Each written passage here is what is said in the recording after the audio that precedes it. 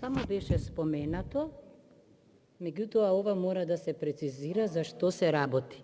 Имено, нашиот Уставен суд е познат како суд со најригидна надлежност. Ке се согласи колегата Димитар Апасиев.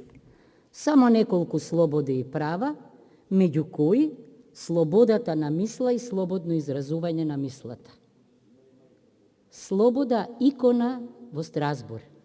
За тоа Уставниот суд посегна по поништување, токму заради тоа што на адвокатите им беше оневозможено слободата на мислата и слободното изразување на мислата. Колегата Апасиев ја спомена судократијата. Далеку дека нашиот Уставен суд или нашето судство има амбиции да промовира судократија. Кортокраси, велат американците. Зошто? Бидејќи судократија значи преактивно судство. И кога нешто е преактивно, се нарушува рамнотежата на трите власти.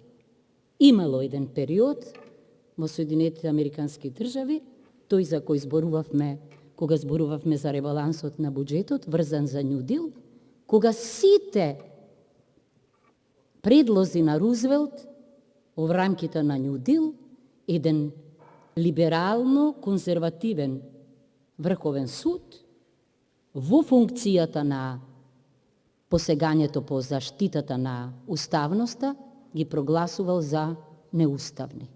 Напротив, нашиот Уставен суд и во регионот е познат како најнеактивен.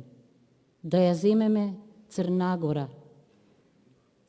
Нашиот нема ни 1000 случаи пресудено во Црна Гора во истиот период 4-5 Значи, сите велат дека најнереформираната институција подитно треба да се реформира. Прво, како? Со носење на закон за Уставен суд. Ние сме единствената држава која има Уставен суд, а нема закон за Уставен суд. И замислете, норми од материјален карактер си ги средуваат со деловникот и така мирно си уживаат во лагодноста на професијата. Значи, овде неколку пати,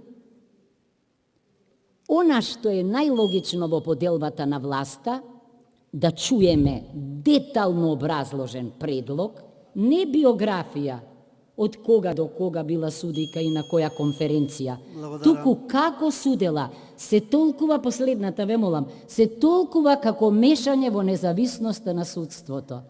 Ве молам, ние ги бираме судиите, а судскиот совет предлага двајца.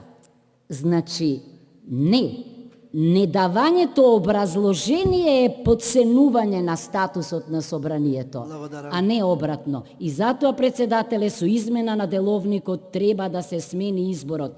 Треба да имаме страсбуршки избор со интервју јавно, со експерти кои учествуваат во изборот, а не со кривање на раци.